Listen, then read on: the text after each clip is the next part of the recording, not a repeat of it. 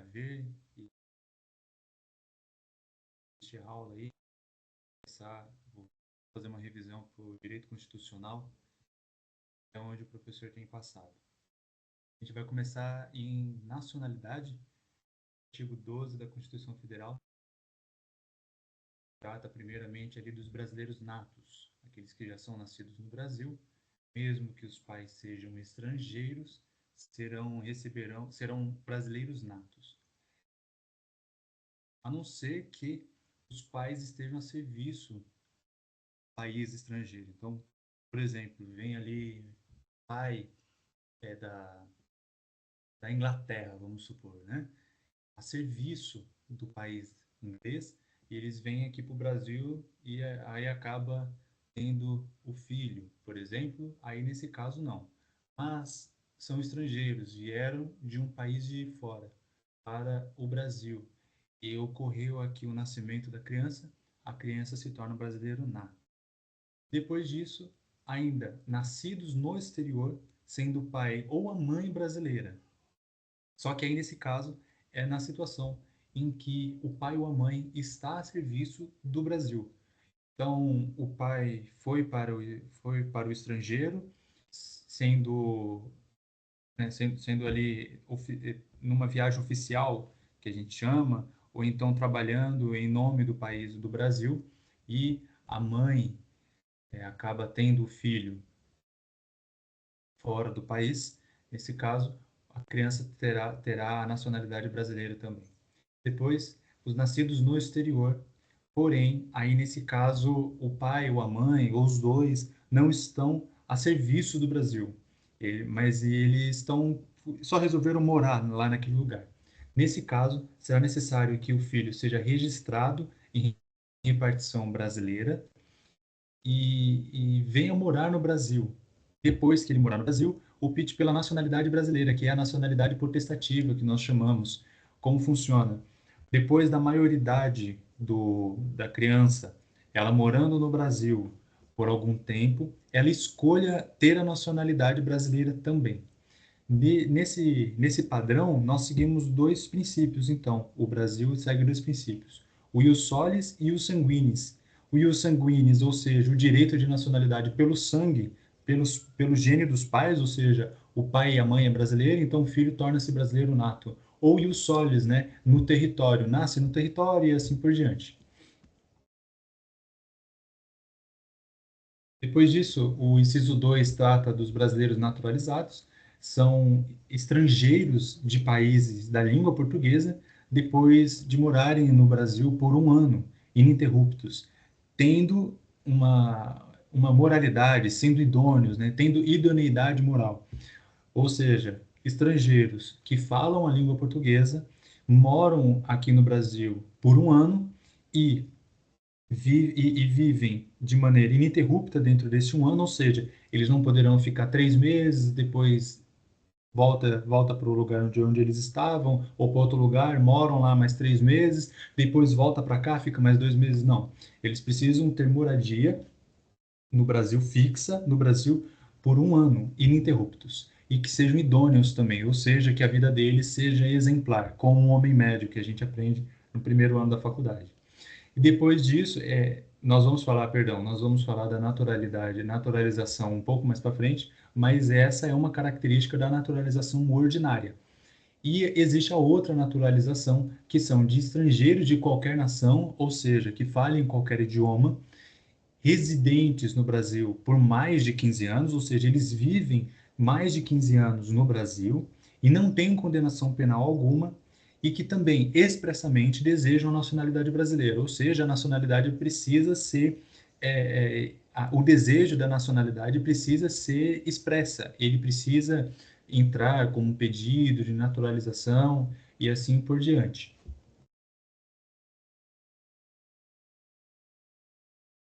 E, por fim, no parágrafo 1º do artigo 12, nós falamos sobre o Estatuto da Igualdade de portugueses e brasileiros. São portugueses residentes no Brasil e que, ainda tendo o Estatuto do Amigo, o Estatuto da Igualdade, onde a relação entre brasileiros portugueses e brasileiros sejam iguais, se os brasileiros estiverem lá, eles devem receber esses mesmos direitos que os portugueses estão recebendo no Brasil. Se não tiver isso, se não tiver essa possibilidade, então os portugueses aqui continuarão sendo estrangeiros, certo? Aí diz, a não ser os casos previstos na Constituição, os portugueses terão direitos inerentes ao brasileiro, certo? Ali tem direitos personalíssimos do brasileiro nato, que nós vamos ver mais para frente. Porém, quando houver o Estatuto de Igualdade, ou seja, quando houver reciprocidade nas relações, os portugueses poderão ter direito à residência permanente, poderão ter direito ao trabalho, acesso à saúde, acesso à educação e assim por diante. E se acabar, como eu pergunto, como eu já falei, né? E se acabar essa reciprocidade, aí também acaba esses direitos, certo? Eles se tornam, por assim dizer, turistas apenas. Bom, seguindo. Depois disso, nós falamos dos cargos privativos aos brasileiros natos, que aí é o terceiro parágrafo da Constituição, do artigo 12.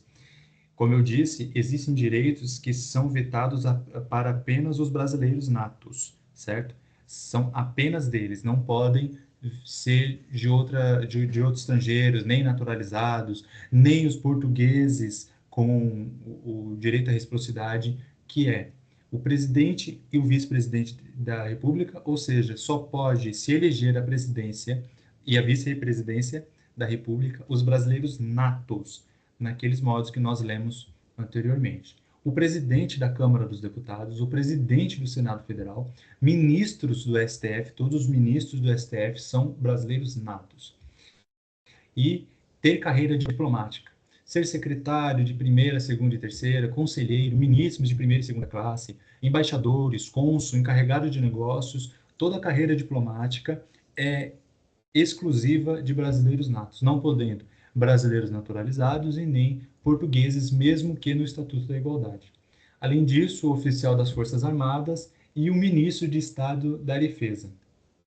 Todos esses são privativos de brasileiros natos. Todos esses. E é muito importante gravar isso, porque em prova cai muito isso, na OAB cai muito isso. É necessário gravar e lembrar que tudo que for presidente, vice-presidente da República, presidente da Câmara dos Deputados, presidente do Senado Federal, ministro do STF, carreira diplomáticas, oficiais das Forças Armadas e ministros de Estado de Defesa, gravem, são apenas de brasileiros natos. Estou repetindo, estou sendo bem redundante, porque é necessário gravar isso, é necessário lembrar disso. Apenas brasileiros natos podem ser todos esses elencados aqui. Vou repetir mais uma vez, pode? Apenas brasileiros natos são presidentes, presidente da Câmara dos Deputados, presidente do Senado Federal, ministro do STF, podem ter carreira diplomática, são oficiais das Forças Armadas e são ministros do Estado da Defesa. Quer que repete mais uma vez? Espero que não. Mas, por favor, gravem isso, lembrem disso, porque é necessário saber disso para as provas. As provas perguntam muito isso, muito. Algumas questões aparecem, por exemplo, o português no seu Estatuto da Igualdade mora no Brasil e ele deseja se candidatar à presidência da República. É possível? Não é possível? E assim por diante, certo? Então lembrem disso, por favor.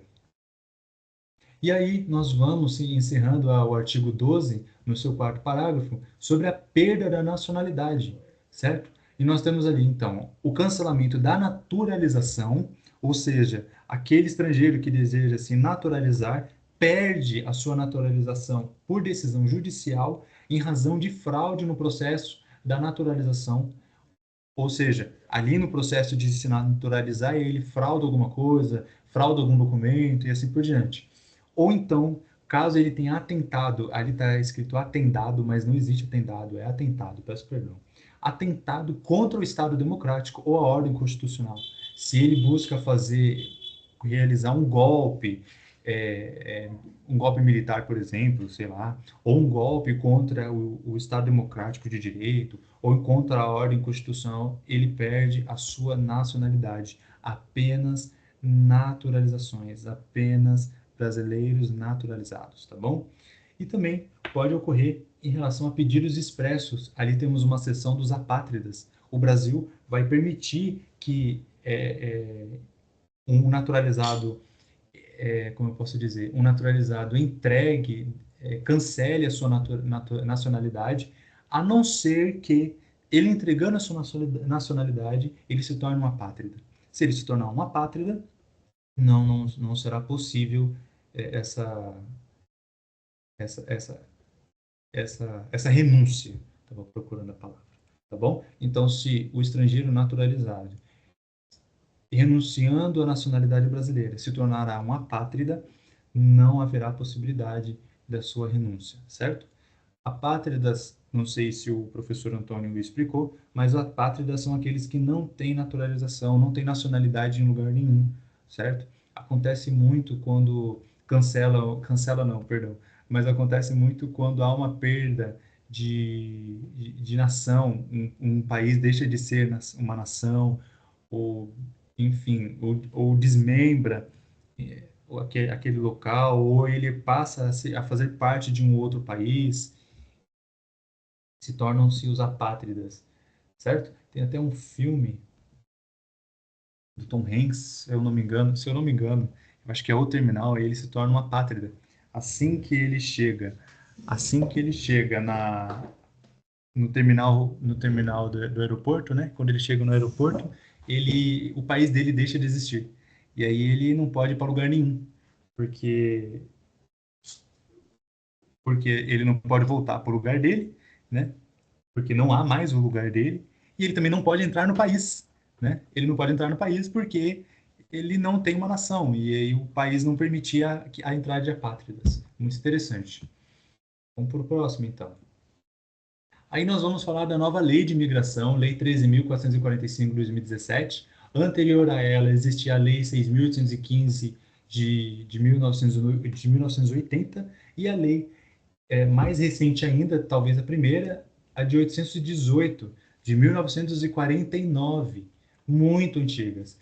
A lei nova lei de imigração, ela revoga essas duas leis e traz uma nova cara à imigração, que, em razão da burocracia das outras leis, não era permitida.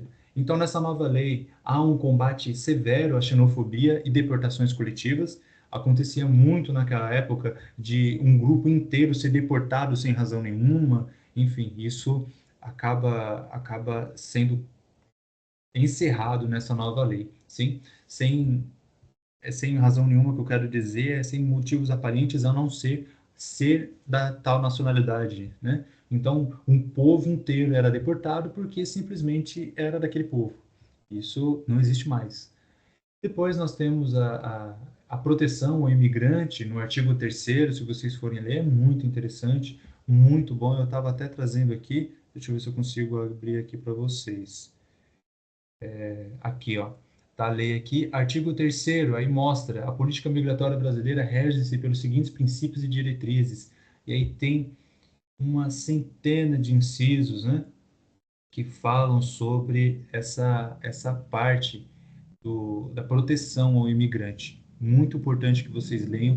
Não vamos nos ater aqui, porque nós temos apenas uma hora de revisão, então não vamos entrar muitos em detalhes. Mas leiam o artigo 3º junto com os incisos, vai falar sobre a proteção dos imigrantes.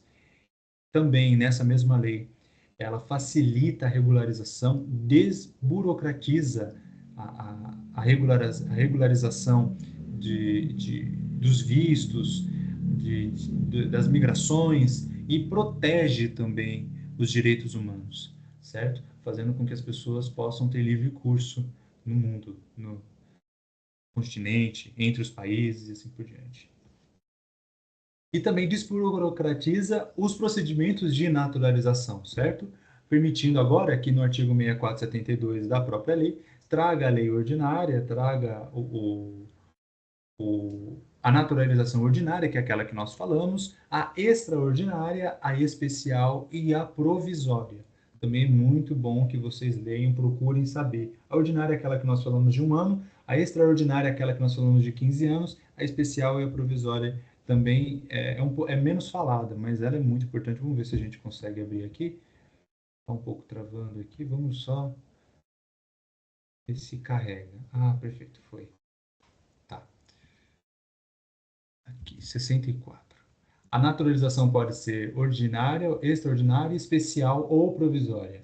A naturalização ordinária será quando preencher os requisitos da capacidade civil, segundo a lei brasileira, porque muda de país para país, ter residência em território nacional pelo prazo mínimo de 4 anos, depois comunicar-se em língua portuguesa, consideradas as condições do naturalizando, e não possuir condenação penal, ou estiver reabilitado nos termos da lei, ou seja, ele já cumpriu tudo bonitinho, já está tudo certinho, já fez o que tinha que fazer, já pagou, como diz, não é?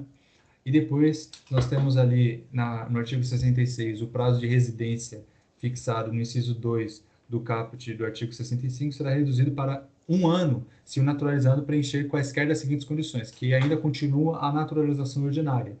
Será reduzido para 1 ano se ele tiver um filho brasileiro, se tiver um cônjuge ou companheiro, né, ou seja, uma união estável, e não pode estar separado legalmente, ok? No inciso 5 fala sobre ter prestado ou poder prestar serviço relevante ao Brasil e recomendar-se por sua capacidade profissional, científica, artística, vai muito de pesquisadores, mestres, doutores em alguns assuntos, ok? Depois nós temos no artigo 67 a naturalização extraordinária, que será concedida para qualquer nacionalidade fixada há mais de 15 anos. É aquilo que nós falamos lá no artigo 12, tá bom? Ininterruptos, como nós já falamos também, e sem condenação penal. E aí é o que eu falei sobre a nacionalidade potestativa expressa, não é? Desde que requeira a nacionalidade brasileira. Ele precisa dizer que ele quer. Ele precisa entrar com um pedido expresso dizendo, desejando a sua nacionalidade, a sua naturalização, ok? No fim, nós temos no artigo 68 e 69 e 70. 68 e 69 fala sobre a naturalização especial. No inciso 1 já diz, tem que ser cônjuge ou companheiro há mais de 5 anos do integrante do Serviço Exterior Brasileiro, ou seja, deve ser um profissional que está no exterior, certo? E em atividade ou de pessoa a serviço do Estado brasileiro no exterior, tá bom? Que são as carreiras diplomáticas, ok? Essas pessoas que estão a serviço do Estado, etc., o integrante do Serviço Exterior Brasileiro, são aqueles de cargo diplomático. Ah lá. Sejam, então, tenha sido empregado em missão diplomática ou em repartição consular do Brasil por mais de 10 anos interruptos, ok? São requisitos para a concessão da naturalização especial ter capacidade civil, comunicar-se em língua portuguesa e não possuir condenação penal. No artigo 70, a naturalização provisória será concedida ao imigrante criança ou adolescente que tenha fixado residência em território nacional antes de completar 10 anos e deverá ser requerida por intermédio de seu representante legal. Então, a naturalização provisória é para menores, né, certo? Então, incapazes absolutos ou incapazes relativos, e seja requerida pelo seu representante legal. É interessante que no parágrafo único ele já fala que o seguinte: a naturalização prevista será convertida em definitiva se a criança ou adolescente, o naturalizando, expressamente, ou seja, através de um pedido, assim o requerer no prazo de 2 anos após os seus 18 anos. Fez 18 anos, o jovem ou a criança, ela deve entrar, ou melhor, se ela quiser, ela deve entrar com um pedido de naturalização definitiva. Tá bem? Então, essa é a parte da lei, é muito importante, achei interessante de compartilhar aqui e já mostrar. Bom, vamos lá então. Vamos seguindo para não perdermos tempo. Ah, sim. Ainda assim, a nova lei, ela prevê alguns mecanismos de proteção, que são os de vista, né? Os de visto. Então, existe o visto de visita, o visto temporário, o visto diplomático, oficial e de cortesia. O de visita, como o nome já diz, é de visitar, entra e sai rapidinho, tudo bonitinho. Temporário é diferente de visita, vai ficar um tempinho a mais para resolver algumas coisas e depois sai. O diplomático, para autoridades diplomáticas que tiverem serviço do seu país. Eles entram, têm um visto diplomático para resolver as coisas que tem que resolver, e depois vão embora. o oficial para missões oficiais, ou seja, pessoas de outros países que vão resolver coisas aqui de maneira oficial. Às vezes é uma reunião, às vezes é alguma coisa muito importante, visto oficial. E tem o visto de cortesia. O visto de cortesia são para viagens não oficiais feitas por oficiais, certo? Então, às vezes, alguma pessoa muito importante lá fora deseja vir para o Brasil para dar uma passeadinha, olhar o Pão de Açúcar, e aí tem o visto de cortesia, certo? E, por fim, a lei de imigração defende os apátridas, protege os apátridas, tá bom? Que é o que a gente já tinha falado mais cedo. E agora nós vamos falar da separação dos poderes. Nós vamos entrar, primeiramente, embora esteja na sequência legislativo, executivo e judiciário, nós vamos falar primeiramente do executivo, que é um pouco mais básico. Vamos lá. Nós temos aqui o poder executivo, poder dos presidentes, governadores. Qual é o papel do executivo, do poder executivo? O poder executivo governa e administra os estados, membros e a nossa União, o Brasil. Ele executa as leis elaboradas pelo Poder Legislativo, nós vamos falar disso em breve, e implementa políticas públicas e tem estrutura federal, estadual e municipal, certo? Então, tem a estrutura federal, presidente da República. A estrutura estadual, governador. A estrutura municipal, prefeito, certo? Nós vamos falar de cada um em breve. E ele implementa políticas públicas. Aí, dentro das políticas públicas, existem as políticas públicas de transferência de renda, de melhoria social, integração, igualdade, enfim, tudo isso é o poder executivo que manda, que decide, que elabora, certo? Nós vamos lá então. As três esferas do Poder Executivo, como foi dito, é o Poder Executivo Federal, Poder Executivo Estadual e Poder Executivo Municipal.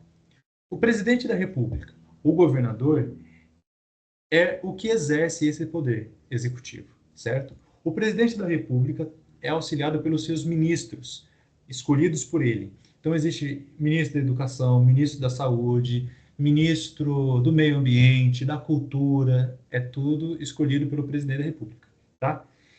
O presidente da República será substituído quando for impedido, ou seja, aquilo que nós conhecemos pelo impeachment, sofreu um impeachment, ou for sucedido, caso ocorra caso ocorra alguma coisa com ele que disponibilize a vaga.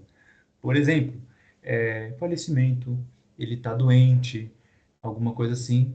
Aí essa vaga, de certa forma, é aberta provisoriamente para o vice-presidente na situação em que ele esteja incapaz de seguir, de cuidar do cargo dele. Ocorreu, por exemplo, uma pessoa que sofre um impeachment, um presidente que sofre um impeachment, quem fica no lugar dele é o vice-presidente. Se ele é preso, é o vice-presidente. Se ele morre, é o vice-presidente, certo? É necessário ter no mínimo 35 anos de idade e são 4 anos de mandato, com uma reeleição de mais 4 anos, tá bom? Aí o Poder Executivo Estadual e Municipal eu não me ative muito, porque é quase semelhante, só tem uma coisa ou outra ali, que é muito básica também, tá bom? Convivendo na vida, na sociedade, a gente já sabe quais são as diferenças, certo? E agora nós vamos falar do Poder Judiciário, que talvez é um foco de muitos de nós aqui, né? O Poder Judiciário não age por conta própria, ele é sempre provocado. Ou seja, um juiz, ele nunca vai julgar ninguém no meio da rua. Ele não vai olhar um crime e falar, pronto, tá condenado. Não, não. Ele precisa ser provocado, precisa haver uma petição requerendo, postulando um direito e assim por diante. O judiciário controlará qualquer ato que lese ou ameace direito. Como ele controlará? Controlará, sendo provocado, certo? Sem sua provocação, não há como, não há como ele controlar um direito ameaçado, ok?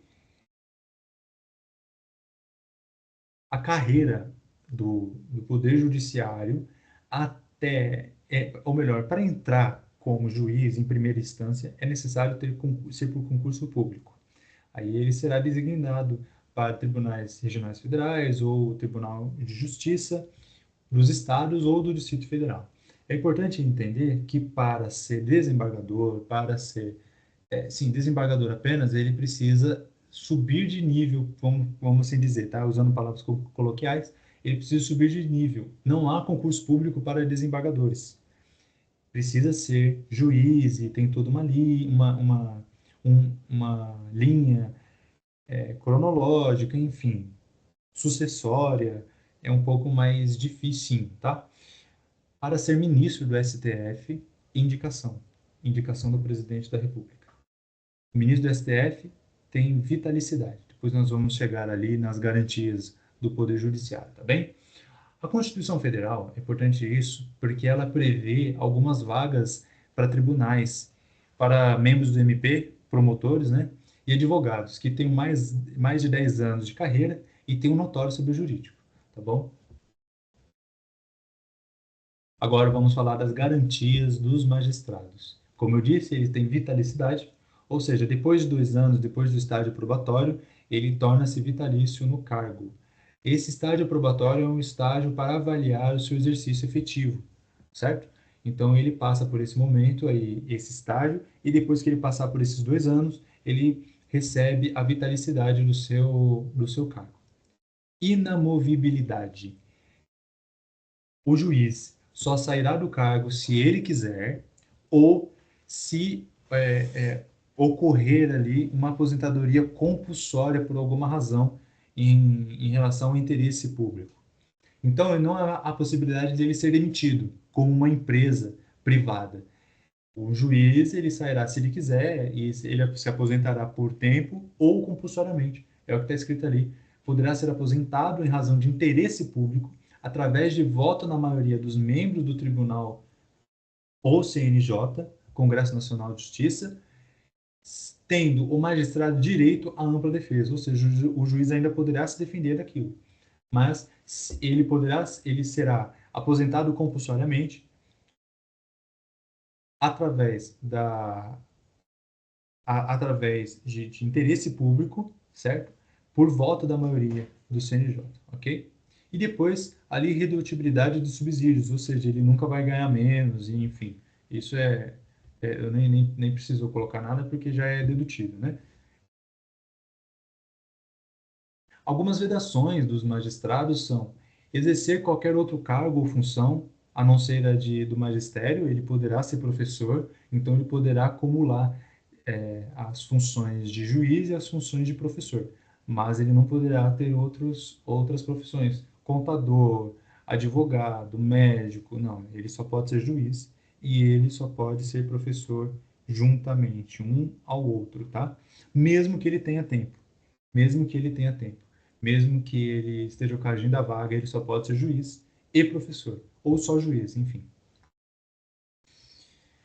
Ele não poderá receber auxílios ou contribuições de pessoas físicas, entidades públicas ou privadas, a não ser que haja algumas exceções previstas em lei, tá? Ele tem algumas, algumas garantias na lei, mas tem que ser seguida pela lei. Não pode ser uma pessoa física dando dinheiro para ele, enfim, em razão da sua função. Assim como ele também não pode receber benefícios em processos. Isso não pode ocorrer. Ele não pode ter interesse nos processos a qual ele vai julgar, certo? Ele também não vai poder ser advogado, como eu disse ali, e ele também não poderá ser advogado dentro de 3 anos após o afastamento do cargo dele no tribunal ou no juízo que ele trabalhava como juiz, tá bom? Então, por exemplo, ele se afastou do cargo. Ele trabalhava na vara civil da cidade tal.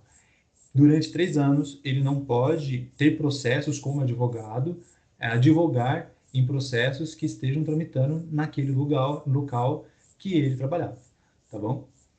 Por 3 anos. E também é evidente que ele não poderá ter nenhuma atividade político-partidária, assim. Então, se ele quiser ser prefeito da cidade, vereador, se ele quiser ser governador, ele precisa sair do cargo dele como juiz voluntariamente e aí sim ele ingressar na vida política, tá bom? Por fim, nós vamos para o poder legislativo e vamos falar sobre a estrutura dele. Existem 3 esferas, assim como existiam 3 esferas do poder executivo, há 3 esferas no poder legislativo, sendo o federal, o estadual e o municipal. No federal, nós temos o Congresso Nacional, que é um bicameralismo. São 2 câmaras que se unem. São 2 reuniões, por assim dizer, 2 casas, que é a Câmara dos Deputados Federais e o Senado Federal. Ocorre quando for haver um projeto-lei, por exemplo, a Câmara dos Deputados Federais é a casa iniciadora, o Senado Federal é a casa revisora, ou seja, ela revisa a Câmara dos Deputados Federais, ou melhor, o projeto de lei é apresentado para a Câmara dos Deputados Federais. E poderá ocorrer o inverso no caso de iniciativa legislativa do Senado Federal. Então, o Senado Federal pode até ter uma iniciativa legislativa e aí ocorre o inverso. Então, é por isso que existe o Congresso Nacional, é a reunião dessas 2 casas, certo? O Congresso Nacional tem funções atípicas, diferentes. Ela fiscaliza a contabilidade, a parte financeira, a área orçamentária, operacional e patrimonial da União, certo? Além das entidades da administração direta e indireta, com a ajuda do Tribunal de Contas da União. A Câmara dos Deputados Federais são representantes do povo, ou seja, os deputados são eleitos para representar o interesse do povo. São eleitos pelos estados e pelo Distrito Federal no sistema proporcional, certo? Então, nós aqui de São Paulo votamos em deputados federais que representem os interesses do povo de São Paulo. E aí vai lá para Brasília representar os nossos interesses, sim? Então, em cada estado faz a mesma coisa para representar no âmbito federal os interesses de cada estado. São eleitos de 8 a 70 deputados, a depender da população de cada estado e das cadeiras disponíveis para o partido político. O Antônio Sávio, ele fez um demonstrativo de quantos deputados federais existem representando cada estado lá em Brasília. E é exatamente isso. Já a Casa do Senado Federal são senadores que representam o Estado e o Distrito Federal pelo sistema majoritário. O Senado Federal não representa o povo, representa o Estado, o Brasil, o interesse público. São eleitos 3 senadores por unidade federativa e comandados de 8 anos. É interessante que cada senador tem 2 suplentes. E existe uma renovação da casa que é de 1/3 e 2/3 a cada 4 anos. Então funciona assim. Suponhamos assim, que nos primeiros 4 anos renova-se 27 cadeiras. E nos últimos outros 4 anos renova-se 54 cadeiras. É por isso que vai sendo votado em 4 anos, mas não saem todos. Sai apenas 1/3 primeiro e depois 2/3. Tá bem? Isso é uma questão um pouco confusa, mas é só lembrar que a renovação da casa é de 1/3 e 2/3 a cada 4 anos. No âmbito estadual, existem assembleias legislativas, ou a Câmara Legislativa. Então, cada estado tem a sua Câmara Legislativa. No Brasil, nós temos a ALESP, a Assembleia Legislativa do Estado de São Paulo, onde ficam os deputados estaduais. No Distrito Federal, são os deputados distritais. São eleitos pelo sistema proporcional e têm o seu mandato de 4 anos. São regras semelhantes, tá, aos membros do Congresso Nacional. Então, tem ali o sistema eleitoral, eles têm inviolabilidade, algumas imunidades, têm remuneração, eles podem perder o mandato, tem licença e tem alguns impedimentos também, semelhantes ao Congresso Nacional, tá bom? Que é o da Câmara dos Deputados Federais e o Senado Federal, é o bicameralismo. E, no fim, nós temos a esfera do Poder Legislativo municipal, onde são as câmaras municipais. Então, em cada cidade tem a sua Câmara Municipal, em Pindamonhangaba tem uma, Taubaté tem outra e assim vai. Representa as câmaras municipais os vereadores. Tem um sistema proporcional de 4 anos de mandato e os vereadores possuem apenas imunidades materiais, tá bom? Nada de imunidade formal, então pode abrir processo contra eles, sim. E é isso. Encerramos mais uma vez.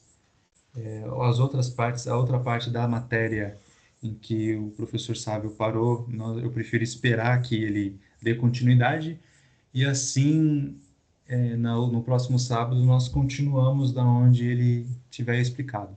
Sei que a prova vai ser terça-feira, então eu desejo uma boa prova. Vai estar tudo certo, é uma matéria fácil de entender. E, e é isso aí.